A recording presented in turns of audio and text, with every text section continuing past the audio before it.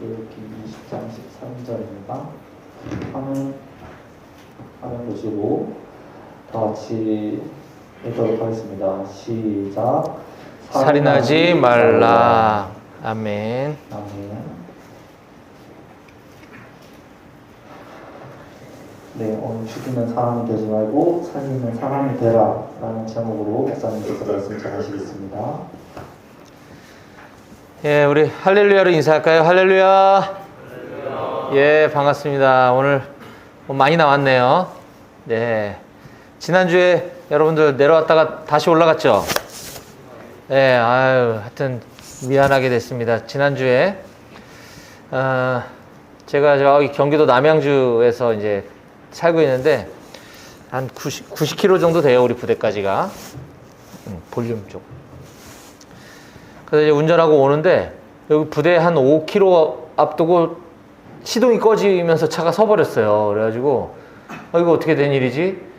비는 막 추적추적 내리려고 하는데 시동이 안 걸리더라고. 그래서 보험 견인을 불러가지고 부대로 일단 끌고 들어와서 예배를 드리고 우리 정비병한테 좀 봐달라고 할까? 별 생각을 다 해봤는데 뭐 주말에 그것도 군용차도 아니고 말이 안 되잖아요. 그래서 또 뭐 여기까지 끌고 온다고 한들 또 그 다음에 제가 또 저기 3, 4단 방공중대도 예배를 인도하러 또 가는데 거긴 또 어떻게 갈 것이며 이거 어떡하지 정말 많은 생각이 들더라고요. 그래서 봤더니 제가 주중에 엔진오일을 갈았는데 엔진오일을 갈 때 이렇게 차를 띄우고 밑에 볼트를 풀러서 오일을 쭉 뽑아내잖아요. 그리고서 이제 다시 이렇게 막고서 붓는데 밑에 볼트를 덜 조이신 것 같아요. 그 카센터에서. 그래서 이 손으로 조이고 마무리를 안 해가지고 오다가 이게 이제 풀려서 빠져 달아났나 봐.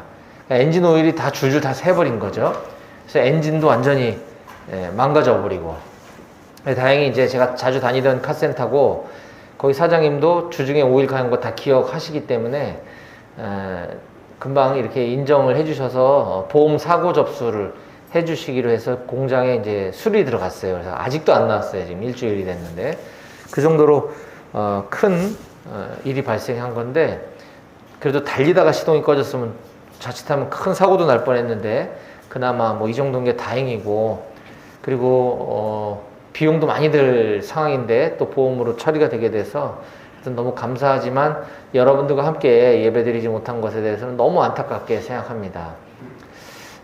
뭐 불가항력적인 상황이긴 하지만 평상시에 더 신경을 많이 쓰고 또 무엇보다 기도를 많이 해야 되겠다라는 생각을 많이 했어요.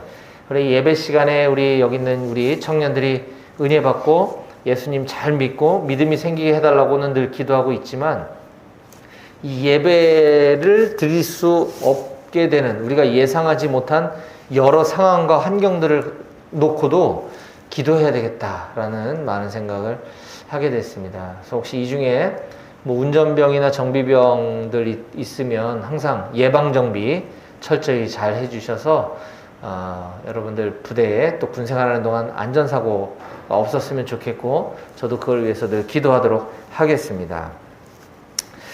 네, 오늘은 살인하지 말라라고 하는 10계명 중에 제 7번째 계명에 대해서 오늘 함께 말씀을 나눌 텐데요. 성경 말씀 아까 읽었듯이 무척 짧습니다. 딱 6글자 2마디로 이루어진 살인하지 말라라는 것이 오늘 성경 말씀인데 일단 본문으로 들어가기 전에 우리 지난주에 지난번에 말씀 들었던 10계명의 제 5계명, 오늘은 제 6계명이죠. 살인하지 말라는 6계명이고 지난번에 우리가 말씀 들었던 제 5계명 부모 공경에 대한 말씀을 잠깐 복습해 보도록 하겠습니다.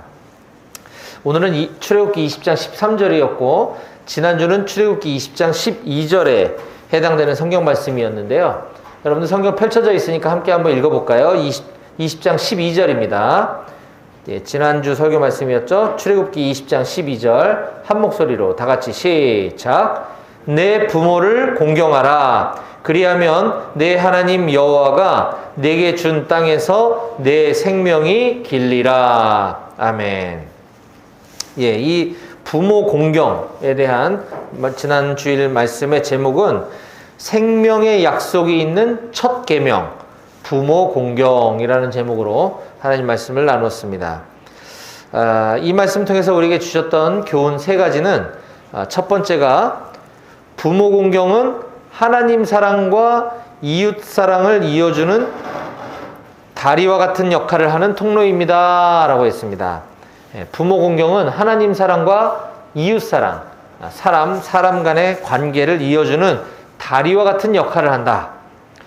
10계명, 10가지 계명 중에 한 중간쯤에 놓여있는 이 제5계명은 우리 눈에 보이는 육신의 부모님을 우리가 공경함으로써 눈에 보이지 않는 하나님 아버지를 공경하는 법을 배우는 것이다 라는 하나님의 명령의 계명이라고 했었습니다. 또 두 번째 교훈은 부모를 공경하지 않으면 하나님께서 징계를 하시겠다라고 하는 내용이었어요. 지난번에 그래서 우리는 성경 곳곳을 찾아보면서 출애굽기, 레위기, 신명기, 에스겔, 잠언 등등 여러 곳곳에 이와 같이 부모님을 공경하지 않는 자에 대해서는 무시무시한 하나님의 징계가 내릴 것이다 라고 하는 여러 말씀들을 우리가 살펴보면서 이게 얼마나 중요한 계명인가 라는 것을 알 수 있었습니다. 그리고 세 번째 교훈은 부모 공경은 생명의 약속이 있는 첫 계명이다 라고 했습니다. 10계명 중에 이 계명, 즉 하나님에 대한 공경에 대한 부분이 담겨있는 계명과 더불어 이 제5계명인 부모 공경에서 이 하나님께서는 부모를 잘 공경하면 이런 보상을 해주겠다라고 하는 약속, 하나님의 약속이 담겨있는 계명이라고 했습니다. 다른 계명들은 오늘과 같이 살인하지 말라, 이게 끝입니다. 뭐 그리하면 뭐 해주게 이런 게 아니고 그냥 명령만 있는데 이 부모 공경에 대해서는 하나님께서 특별한 약속을 해주고 계시는 걸 알 수가 있었어요. 방금 읽었던 우리 출애굽기 20장 12절에 보면 내 부모를 공경하라. 그리하면, 그렇죠? 그리하면 내 하나님 여호와가 내게 준 땅에서 내 생명이 길게 해줄 거야 라는 것이죠. 이 출애굽기는 구약시대에 하나님께서 모세를 통해서 쓰게 한 책인데 이게 먼 훗날 세월이 한참 지난 다음에 신약시대에서 사도 바울 선생님께서도 이 에베소 교회에 보낸 편지인 에베소서에서 이 다음과 같이 기록하고 있습니다. 에베소서 6장 2절과 3절인데요. 내 아버지와 어머니를 공경하라. 이것은 약속이 있는 첫 계명이니 이로써 내가 잘되고 땅에서 장수하리라. 그렇죠. 바울이 지금 출애굽기 20장 12절에 나와 있는 10계명의 5계명을 언급하면서 내 아버지와 어머니를 공경하라. 이것이 약속이 있는 첫 계명이야 라고 소개하고 있는 것을 알 수 있습니다. 따라서 우리 인생 중에 아마 처음일 겁니다, 여러분들. 이렇게 오랜 시간 동안 부모님 곁을 떠나서 이곳 우리 군부대에 와서 생활하고 있는 여러분들에게 있어서는 지금 이 군복무 기간이 이 시간들이 바로 부모님을 공경하라라고 하는 하나님의 계명을 우리가 조금이라도 실천할 수 있는 절호의 기회가 아닐까 싶은 생각이 듭니다. 늘 함께 생활하다 보면 부모님 공경하는 것이 다소 어색하기도 하고 쑥스럽기도 하지만 이런 시간들을 통해서 우리가 부모님에게 좀 더 감사를 표하고 부모님께 효도하는 여러분들이 다 될 수 있으면 좋겠습니다. 혹시 지난번 설교 말씀 듣고 아직 바쁘거나 깜빡 잊고 부모님께 안부 전화나 혹은 편지 등등 이렇게 하지 못한 용사들이 있다면 오늘이라도 예배 후에 부모님 사랑과 부모님께 대한 감사와 공경이 가득 담긴 안부 전화라도 한 통쯤 드릴 수 있으면 좋겠습니다. 자, 오늘 이제 본론으로 우리가 나눌 이 계명은 10계명의 6계명에 해당되는 계명으로서 살인하지 말라라고 하는 무척 짧은 아주 단순한 계명입니다. 근데 이 계명은 어찌 보면 너무 당연하고 너무나 상식적인 계명인데 도대체 이게 왜 10계명 안에 들어왔을까? 이거 우리 한 번쯤 생각해 봐야 합니다. 좀 굉장히 의아하기도 합니다. 살인하지 말라. 이건 너무 당연한 겁니다. 뭐 혹시 여러분들 중에 이런 살인에 대한 경험이 있는 사람은 아마 없을 줄로 압니다. 여기 우리 대대뿐만 아니라 모든 여단, 아니 우리 군에 온 용사들은 그런 용사들이 아마 한 명도 없을 거예요. 만약 그렇다고 한다면 감옥에 있지 여기 와 있질 않겠죠. 자, 이처럼 너무나 당연하고 상식적이고 대다수의 사람들에게는 별로 그렇게 와닿지도 않는 이런 계명이 왜 하나님께서 중요하다고 생각하는 딱 10가지, 우리 인간들에게 주신 딱 10가지 계명이라고 하면 그건 무척 중요하다라는 것인데 왜 이렇게 지극히 상식적이고 너무 당연한 얘기가 이 안에 포함되게 되어 있을까요? 오늘은 그 비밀에 대해서 한번 파헤쳐보는 시간을 가져보려고 하는 것입니다. 자, 오늘 설교 말씀을 통해서 하나님이 우리에게 주신 제목을 한번 읽어봤으면 좋겠어요. 제목 앞에 나와 있죠? 오늘 설교 제목입니다. 함께 소리내서 읽어볼까요? 시작! 죽이는 사람이 되지 말고 살리는 사람이 되라. 네. 자, 오늘 우리가 먼저 살펴보고 싶은 것은 살인하지 말아야 되는 성경적인 이유에 대해서 먼저 한번 살펴보려고 합니다. 도덕, 윤리, 헌법적으로는 뭐 우리가 이미 익히 알고 있어요. 근데 성경적으로 왜 이 살인을 하지 말아야 되는가? 자, 창세기 9장 6절에 보면 다른 사람의 피를 흘리면 그 사람의 피도 흘릴 것이니 이는 하나님이 자기 형상대로 사람을 지으셨음이니라 라고 기록하고 있습니다.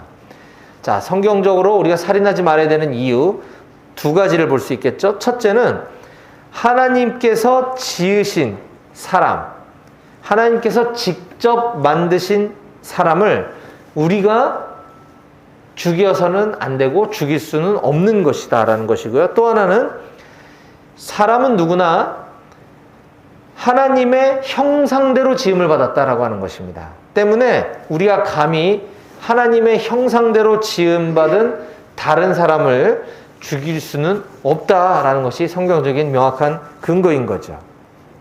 그런데 이 살인이라고 하는, 살인은 사람을 죽이는 행위죠. 이 사람을 죽이는 행위들은 여러 가지가 있는데 그 중에 우리가 좀 오늘 이 시간에 깊이 생각해 봐야 될 몇 가지 주제들을 짧지만 좀 다뤄보고 싶어요. 뭐냐 하면 첫 번째는 자살에 대한 부분이고 또 하나는 낙태, 태중에 있는 생명, 낙태가 그 태중에 있는 생명을 죽이는 거잖아요. 이것에 대해서는 어떻게 성경이 보고 있는지, 또 하나는 범죄 행위로서의 처벌, 즉 사형도 어떻게 보면 살인이라고 할 수 있겠죠.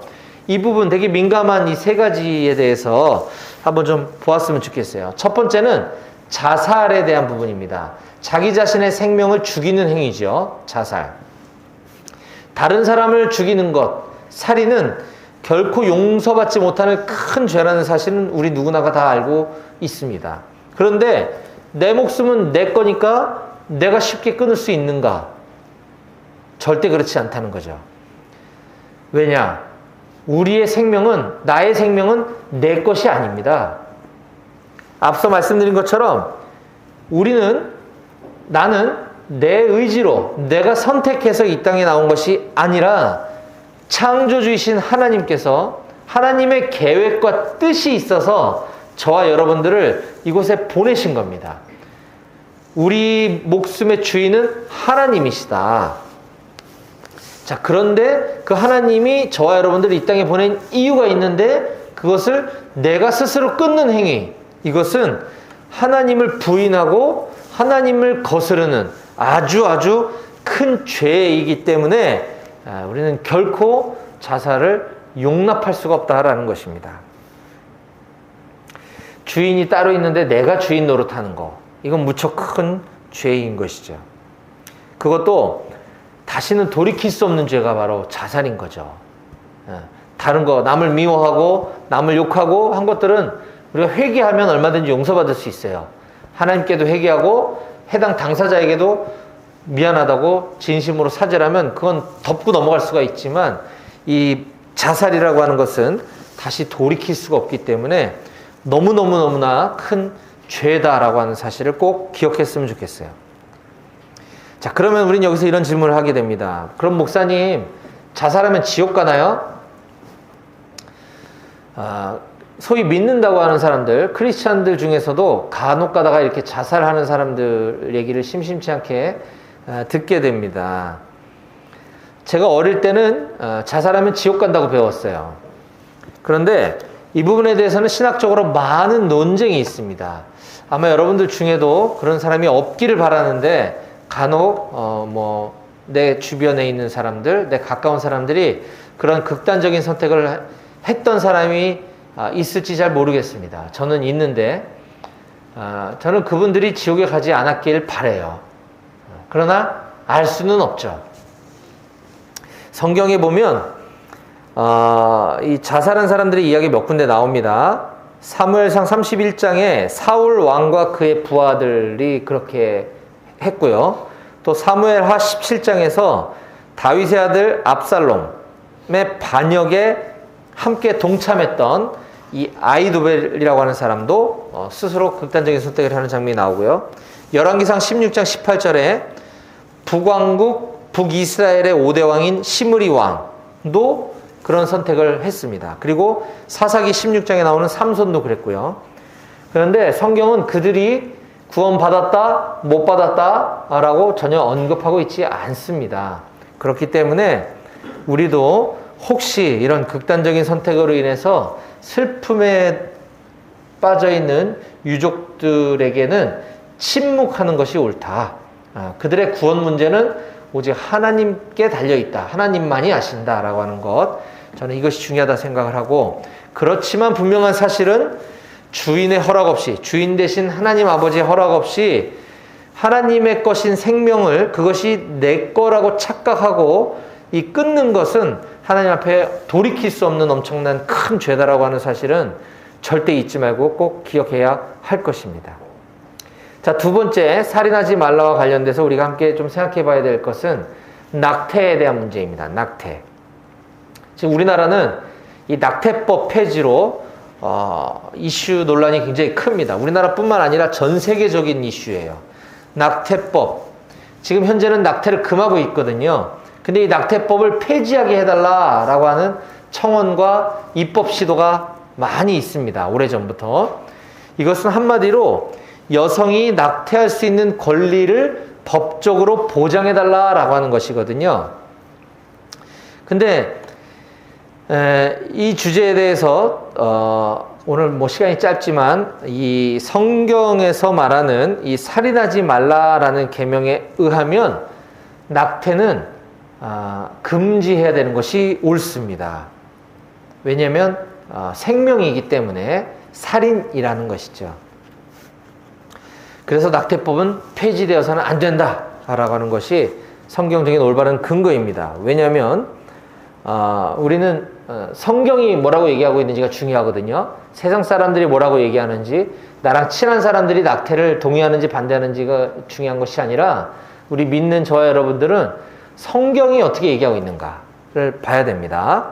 자, 성경에 보면 예수님의 육신의 어머니인 마리아, 다 알죠 여러분들? 마리아가 부부관계 없이 임신하게 될 것이다 라고 하는 사실을 천사가 와서 이야기해 줍니다. 자, 그러자 이 마리아가 그의 친척인 엘리사벳이라고 하는 친척에게 찾아갑니다. 이 엘리사벳은 전승, 즉 역사의 기록에 의하면 마리아의 이모라고 그래요. 이모. 자, 마리아의 이모인 엘리사벳에게 찾아가는 장면이 성경에 나오거든요. 자, 그때 엘리사벳 이모도 임신을 하고 있었어요. 자, 마리아도 임신하고 있고 이모도 임신하고 있는 상황이죠.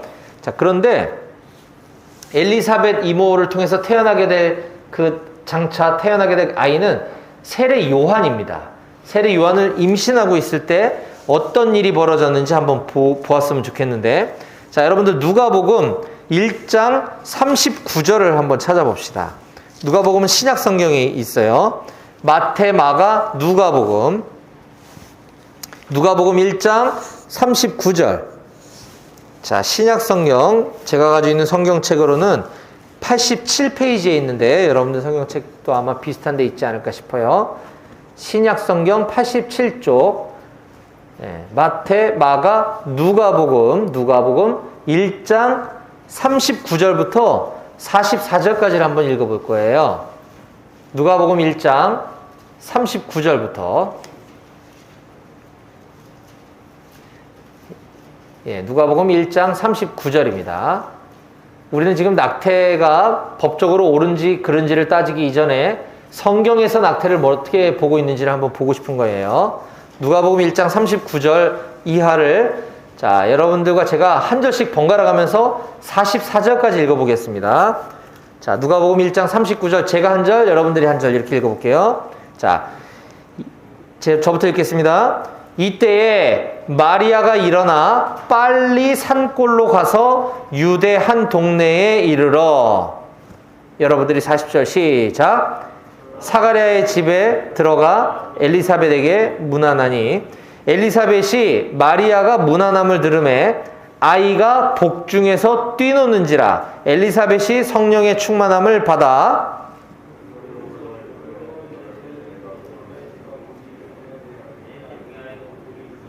내 주의 어머니가 내게 나오니 이 어찌된 일인가. 다 같이 보라, 내 문안하는 소리가 내 귀에 들릴 때에 아이가 내 복중에서 기쁨으로 뛰놀았도다. 아멘.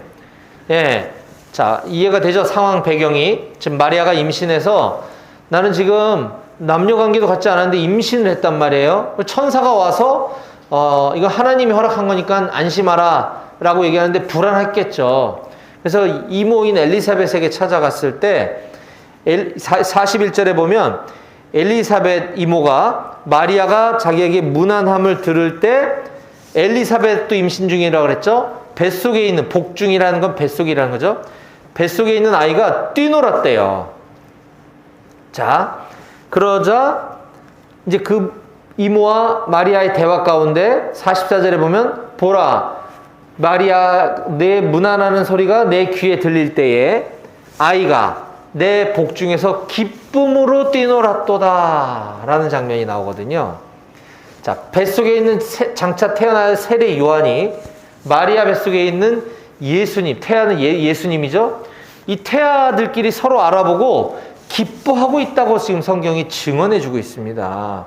자, 그렇다고 한다면 이 태아는 생명체입니까? 아니면 생명체가 아니라는 말입니까? 당연히 생명체죠.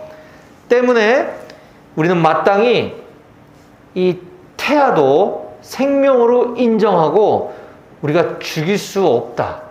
태아를 죽일 수 있는 아무런 권한도 우리에게는 있지 않다라는 것이에요. 그런데 지금 세상에서 사람들이 말하고 있는 것은 찝찝한 건 뭐냐면 원치 않는 임신을 한 경우에 그러면 그 여인은 불쌍하지 않냐. 그런 경우에는 낙태를 허용해 줘야 되는 거 아니냐라는 게 논리거든요. 저는 어느 누군가 책에서 봤나 이런 말을 본 적이 있어요. 이 말로 이거에 대한 답을 좀 가름하고 싶습니다. 여인이 원치 않는 임신은 할 수 있을지 몰라도 하나님께서 원하지 않는 출산은 없다라는 것입니다. 아까 얘기했죠. 저와 여러분들이 이 땅에 태어난 것은 하나님의 계획이 있기 때문이라는 겁니다. 마찬가지인 거예요. 여인이 임신한 것도 하나님이 계획이 있는 겁니다. 그 과정이 힘들고 어려운 일이 있을지 몰라도 따라서 이 땅에 태어난 생명은 어떤 사람도 열애 없이 모두 다 하나님의 크고 놀라우신 계획과 사랑이 있기 때문이다라고 하는 사실을 꼭 명심했으면 좋겠습니다. 따라서 낙태는 있을 수 없는 것이다. 마지막 세 번째로 우리가 살인과 관련해서 생각해 봐야 될 것은 법적 처벌로서의 죽음, 즉 사형에 대한 문제와 또 전쟁에서 적을 죽이는 행위, 이것은 어떻게 봐야 되는가? 이건 살인인가 아닌가? 이건 해야 되는가 말아야 되는가에 대한 부분입니다. 자, 특히 여러분들과 같이 군복 입고 있는 우리 군인은 임무가 유사시 적과 싸워야 하는 임무가 있습니다. 유사시 적과 싸울 때 적을 죽이지 않고 싸울 수 있다면 좋겠지만 쉽지 않은 문제인 거죠. 우리에게 포가 있고 우리에게 개인 화기가 있는 것은 적을 죽일 수밖에 없는 상황인 거란 말이죠. 자, 전쟁은 일어나서는 안 되는 일이지만 만약에 전쟁이 일어난다면 우리는 적을 제압해야 합니다. 그 과정에서 생명을 잃게 되는 일은 생길 수밖에 없는 것이죠. 어쩌면 그것이 우리의 일인지도 모르겠습니다. 자, 그런데 오늘 이 살인하지 말라와 이걸 어떻게 접목을 시킬 수 있느냐, 이게 참 어려울 수도 있는데 오늘 명쾌하게 제가 설명할 거거든요. 자, 병역 거부 특례법을 만들어서 합법적으로 군대에 가지 않으려고 신앙의 양심이라는 이유로 오랫동안 공을 들이고 있고 입법을 시도하고 있는 집단이 있습니다. 바로 이단 사이비 중에 여호와의 증인이라고 하는 종교 집단이 있어요. 여호와의 증인. 기독교랑 비스무리한데 전혀 다른 사이비 종교 집단 중에 여호와의 증인은 바로 성경을 이와 같이 문자적으로 해석을 해서 살인하지 말라 그랬으니까 나는 총을 들 수 없다. 집총 거부. 그래서 그걸 신앙의 양심이라는 이유로 포장을 해서 군에 와서도 사격이라든가 이런 집총을 거부하다가 영창 가는 길을 선택하고, 또는 군에 오지 않고 감옥에 가는 걸 영광스럽게 생각하는 이런 말 같지 않은 집단들이 있는데, 한마디로 군대 가기 싫다는 얘기죠. 이들이 아무리 성경을 문자적으로 해석했다 할지라도 그건 잘못된 해석입니다. 왜냐하면 오늘 출애굽기 20장 13절에 살인하지 말라라고 할 때 이 살인하다라고 하는 단어의 히브리어는 라차흐라고 하는 단어입니다. 라차흐. 자, 그런데 이 살인하다, 죽이다라고 하는 히브리 단어 중에는 이 라차흐 외에도 하라그, 히미트, 나카, 무트라고 하는 다른 단어들이 많이 존재하고 있습니다. 자, 그런데 오늘 이 10계명에 사용한 이 살인하지 말라의 단어인 라차흐와 방금 제가 나열했던 유사한 의미를 가지고 있는 여러 단어들은 그 사용 목적이 전혀 다르게 구분되어져 있다라고 하는 걸 우리가 봐야 됩니다. 한글 성경에서 살인하지 말라 그랬으니까 난 군대 안 갈 거야. 이건 말이 안 되는 소리라는 얘기죠. 자, 이 성경에도 전쟁에 대한 얘기가 많이 나오거든요. 그 중에 전쟁의 목적, 우리 대한민국에서의 전쟁은 평화를 유지하기 위한 겁니다. 우리가 평화를 깨트리기 위해서 북한을 침략하는 전쟁은 없어요. 우리 작계상에. 자, 평화를 그러나 유지하고 지키기 위해서 불가피하게 어쩔 수 없이 전쟁에서 사람을 죽이는 일에는 이 라차흐라고 하는 단어가 한 번도 사용된 적이 없습니다. 자, 사무엘상 19장 8절에 보면 전쟁이 다시 있으므로 다윗이 나가서 블레셋 사람들과 싸워 그들을 크게 쳐 죽임에 그들이 그 앞에서 도망하니라.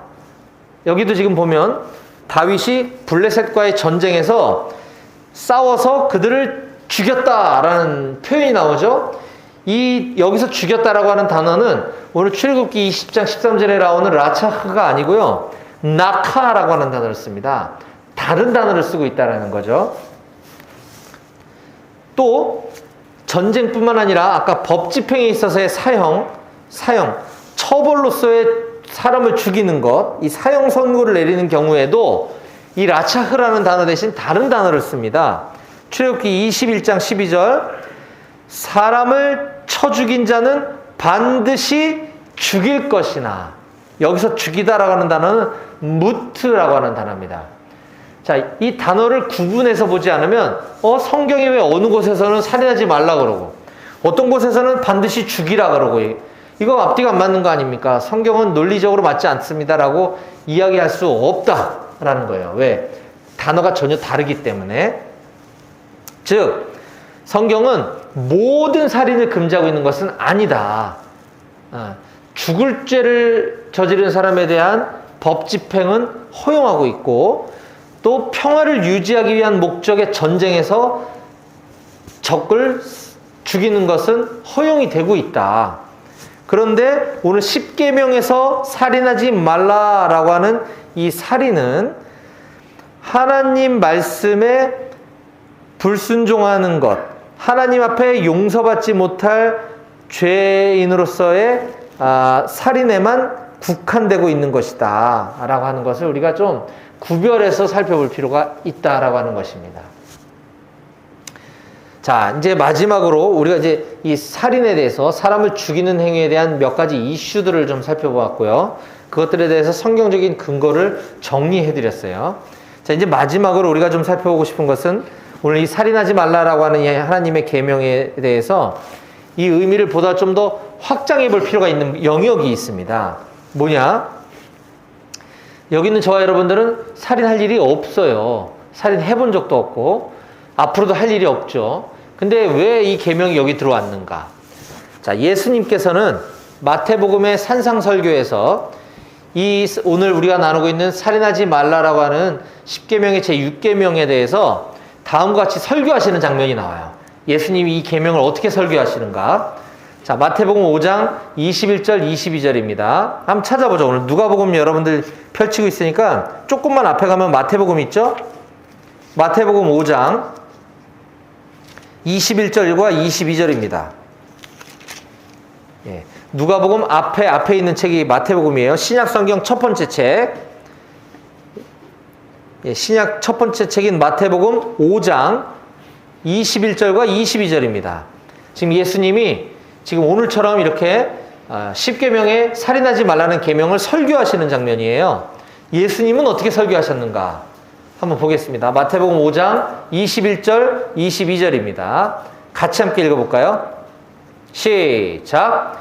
옛사람에게 말한 바 살인하지 말라. 누구든지 살인하면 심판을 받게 되리라 하였다는 것을 너희가 들었으나 나는 너희에게 이르노니 형제에게 노하는 자마다 심판을 받게 되고 형제를 대하여 라가라 하는 자는 공회에 잡혀가게 되고 미련한 놈이라 하는 자는 지옥불에 들어가게 되리라. 아멘. 이게 예수님이 오늘 10계명 제6계명인 살인하지 말라라는 것을 설교하고 계시는 모습이에요. 예수님은 이 살인의 개념을 실제로 사람을 죽이는 것뿐만 아니라 거기서 더 나아가서 형제에게 화를 내거나, 라가라 하는 것은 이 욕입니다. 라가가 욕이에요. 미친놈, 멍청한 놈, 이게 라가예요. 욕을 하거나 하는 것까지도 살인죄에 해당된다 라고 그 개념을 확장해서 설교하시는 것을 우리가 볼 수 있습니다. 오늘날 학교 폭력, 왕따, 집단 따돌림, 이런 것이 많은 이슈가 되고 그 결과가 아주 무서운 결과를 초래하는 것들을 우리가 언론에서 종종 보게 됩니다. 이거는 단순히 어느 한 집단에서 어떤 한 사람을 그냥 무시하거나 하는 정도가 아니라 그 사람이 나중에 극단적인 선택을 하게 되고 인생을 망치는 일들을 우리가 볼 수 있다는 거죠. 이거는 병영생활에서도 충분히 있을 수 있는 일입니다. 마음에 안 드는 후임병이 있다 그래서 선임병들끼리 모의를 하고 앞으로 쟤한테 말 걸지 마. 쟤한테 말 걸면 내가 가만두지 않을 거야. 이런 것이 바로 이런 집단 따돌림, 왕따에 해당될 수 있겠죠. 우리는 말로도 사람의 인생을 망치고 사람의 몸과 마음을 병들게 만들 수 있다는 것을 명심해야 합니다. 결국 이런 말과 행동으로 준 상처들이 그 상대방에게는 쌓이고 쌓여서 나중에 극단적인 선택을 하게 됐을 때 우리는 살인을 저지른 거가 되는 거라는 거죠. 지금 예수님 벌써 신약에 그 사실을 아시고 이걸 말씀해 주고 계시는 겁니다. 왕따, 따돌림, 집단 따돌림, 이런 것들이 결코 과장된 해석이 아니라 이것이 살인이 될 수 있다라고 하는 것을 우리가 잊지 않았으면 좋겠습니다. 오늘 말씀을 정리하겠습니다. 자, 오늘 우리는 10계명의 제6계명인 살인하지 말라라는 계명에 대해서 살펴보았습니다. 이것은 결코 극소수의 어떤 살인범, 흉악범들에게만 해당되는 하나님의 말씀이 아니라 우리 모두에게 꼭 필요하고 우리 모두에게 해당되는 계명임을 우리가 오늘 말씀을 통해서 알 수 있었습니다. 왜냐하면 살인은 실제 행동으로 나타나지 않아도 남을 저주하거나 남을 욕하거나 분노를 표하거나 따돌리거나 함으로써 그 사람을 살인하게 저지르게 될 수도 있다라고 하는 이 사실 앞에서 여기 있는 저와 여러분들 모두는 주의하고 또 주의해야 될 것입니다. 우리는 그동안 얼마나 많은 사람들을 말로써 또는 분냄으로써 화를 내므로써 살인을 해왔었는지 깨달아야만 합니다. 우리 인간은 하나님의 형상을 따라 창조되었다고 했습니다. 하나님과 가장 닮은 피조물이 바로 사람, 저와 여러분들인 것입니다. 게다가 하나님께서는 우리 인간을 창조하실 때 다른 생명체와는 달리 하나님의 생기를 직접 불어넣어 주셔서 우리 인간이 생명이 되었다라고 성경이 말하고 있습니다. 사람만이, 인간만이 살아있는 생명이 되었다라는 것을 의미하는 것이죠. 창세기 2장 7절에 여호와 하나님이 땅의 흙으로 사람을 지으시고 생기를 그 코에 불어넣으시니 사람이 생명이 되었다라고 말씀하고 있습니다. 따라서 우리는 결코 행동이나 또는 말이나 그 어떤 거로도 직접이든 간접이든 살인을 저지를 수 없는 존재들이라는 것입니다. 오늘 설교 말씀의 제목이 죽이는 사람이 되지 말고 살리는 사람이 되라 였습니다. 고린도전서 15장 45절에 기록된 바 첫사람 아담은 생명이 되었다 함과 같이, 방금 이야기했죠. 창세기에 있는 말씀이죠. 첫사람 아담은 생명이 되었다 함과 같이 마지막 아담, 예수님을 말하는 겁니다. 마지막 아담은 살려주는 영이 되었나니. 첫사람 아담은 살아있는 영, 생명이 되었다 함과 같이 마지막 아담이신 예수님께서는 살리는 영이 되셨다. 하나님의 생기를 받아 생명이 된 우리는 마찬가지로 예수님을 닮아서 사람을 살려주는 사람이 되어야 할 줄로 믿습니다. 아멘. 그동안 말로써 다른 사람을 죽여왔던 우리 혀가 이제는 영원한 생명을 전하는 혀가 되어서 많은 사람을 영원한 죽음으로부터 영원한 생명으로 살려내는 저와 여러분들, 우리 모두가 다 되실 수 있기를 주님의 이름으로 간절히 축원합니다. 아멘. 기도하시겠습니다.